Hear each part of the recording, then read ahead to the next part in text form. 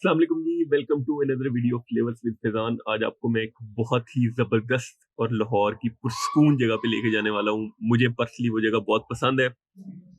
उस जगह का नाम है, वहाँ जाके बताता हूँ।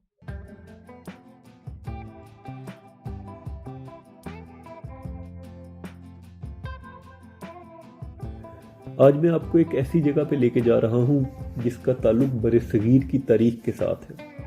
बरसगीर की सरजमीन पर इंसानों की आमद का सुराग कमोबेश 50,000 साल पुराना है।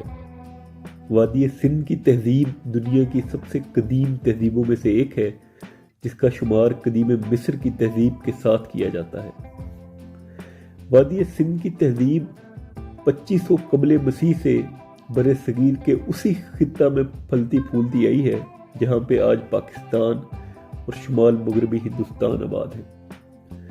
बरसगीर की तारीख का एक बड़ा अहम हिस्सा मुगलों का दौर रहा है।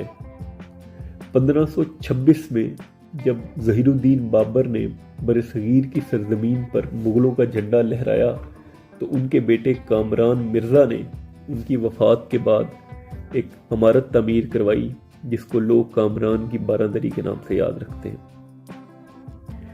ये वो बिल्डिंग है जो बरसगीर की तारीख में बनाई जाने वाली सबसे पहली इमारतों में से एक है।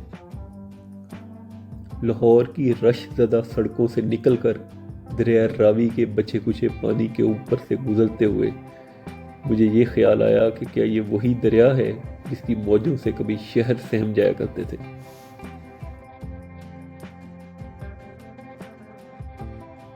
कामरान की बारादरी का रास्ता शुरू हो गया।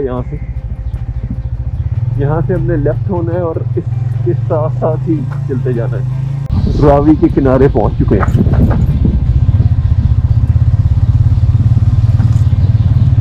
ये जी अब हम पहुंच गए हैं कामरान की बारादरी। इसमें ये देखें, ये रावी है और ये मेरी बाइक पे कुछ बॉय बैठ के वीडियो बना रहे हैं अपनी। और यहाँ से मैं आपको ऊपर चल के दिखाता हूँ। असल में इसकी जो हिस्ट्री है वो ये कि जो बरसगीर सल्तनत की जो बुनियाद रखने वाले थे ना, शहनशाह ज़हीरुद्दीन बाबर साहब, वो जब 1530 में उनकी वफ़ात हुई तो उनके बेटे थे कामरान मिर्ज़ा, उन्होंने इसका कंट्रोल संभाला था। ये वैसे इसकी हिस्ट्री भी लिखी हुई है। और ये है जी वो बुनियादी तौर पर बिल्डिंग जिसके बारे में बात कर रहा था।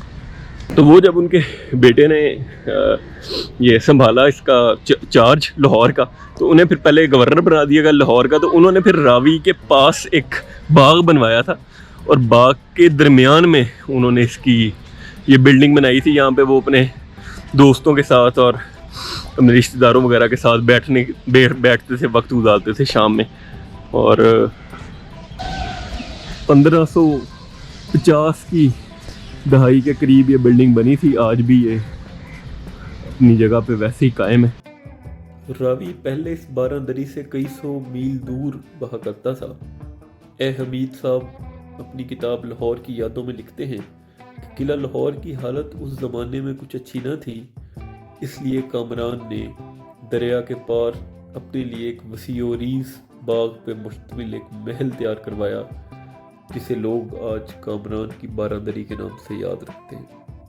मुझे इस जगह से थोड़ी वाबस्तगी इसलिए कि मुझे जब भी कुछ परेशानी होती है, कुछ होता है, तो मैं अगर मुझे कुछ सुकून के लिए कुछ जगह चाहिए होती है तो मैं यहाँ पे आ जाता हूँ। यहाँ पे एक फ़ायदा ये होता है कि यहाँ पे एक तो लोग बहुत कम है, अनएक्सप्लोर्ड जगह है। लाहौर के ही कुछ लोग, बहुत से लोगों को नहीं पता, बड़े कम लोग होते हैं जिनको इस जगह के बारे में पता है। तो इसलिए मैं यहाँ पे आके कहीं बैठ के और रावी के पास वो वक्त गुजारता हूँ, पानी देखता हूँ। तो मुझे खैर पर्सनली बहुत मैं इंजॉय करता हूँ। चले आ जाए, थोड़ी इस बिल्डिंग का आपको अंदर का हिस्सा दिखाते हैं, थोड़ा इसको डिटेल में देखते हैं। ये जी आप उधर से आए थे और ये हम इसमें एंटर हो रहे हैं। इसकी बस खासियत ये है कि इसमें 12 दरवाजे हैं इस बिल्डिंग में और ये बहुत ज़्यादा हवादार है बिल्डिंग।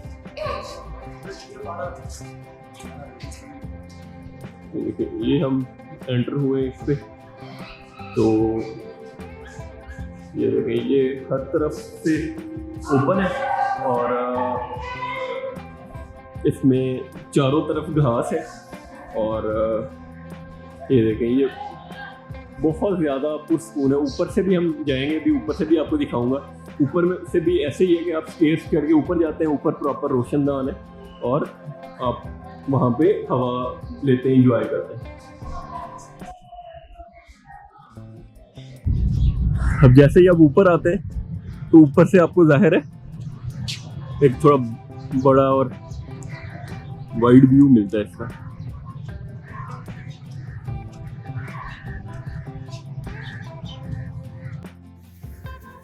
कमरान की बारादरी की आम सी नजर आने वाली छत हमेशा आम नहीं हुआ करती थी। यहाँ पर हर कारे खड़े हुआ करते थे जो बादशाह की आमद पर बगल बजाया करते थे और बड़े मान से कहते थे कि बा अदब, बा मुलायजा, होशियार, निगाहें सजदे में, सर जमीन की तरफ, शहनशाहों के शहनशाह, बादशाह हिंदुस्तान जलालुद्दीन मोहम्मद अकबर तशरीफ ला रहे हैं।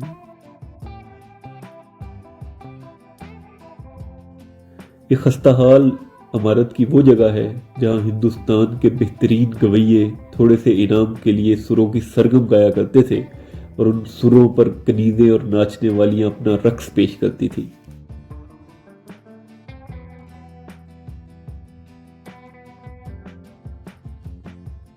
अच्छा जी, ये मुगलिया सल्तनत की पहली जो इमारत थी, बाकायदा तौर पे जो इमारत वो यही थी और इसमें कुछ जो बड़ी तकलीफदेह यादें भी हैं। जो शहनशाह जहांगीर था उसने अपने बड़ा बेटा, जो उनके बड़े बेटे खुसरो थे, शहजादा खुसरो, उनके साथियों को बगावत की सजा के तौर पे यहाँ पे 300 लोगों को सजाए मौत का हुक्म भी इसी बिल्डिंग में दिया था। शहजादा खुसरो को खुद नबीना करने का हुक्म भी इसी बिल्डिंग के अंदर दिया गया था। बाद में यही बिल्डिंग फिर जब मुसलमानों से हुकूमत चले गई, अंग्रेजों के पास ही हुकूमत आ गई, तो फिर वो वसूल करने के लिए भी इसी बिल्डिंग को ही इस्तेमाल करते थे और यहाँ पे उनके दफातर थे। तो अच्छी बिल्डिंगों में, खूबसूरत जगहों पे कुछ अच्छी यादें होती हैं तो बुरी यादें भी होती हैं, तो उन्हीं में से एक ये याद है। चलिए अब हम अपनी इस वीडियो को मुकम्मल करते हैं। एक अमीर बादशाह, उसका अमीर बेटा कामरान, जिसने अपनी उम्र से लंबी बिल्डिंग बनाई और एक अपनी उम्र से लंबे ख्वाब देखता था, तो खुद तो वो चले गया लेकिन आज हमारे पास उसकी याद के तौर पे एक जगह रह गई है। हम अक्सर ऐसा करते हैं कि हम अपनी ज़िंदगी से लंबे ख्वाब देखते हैं और हम ये सोचते हैं कि हम यहाँ पे ही हमेशा रहना है, लेकिन ऐसा मुमकिन नहीं हो पाता क्योंकि ज़िंदगी है, ज़ाहिर है हम इस ज़िंदगी से गुजर के एक अगली ज़िंदगी में शिफ्ट हो जाते हैं।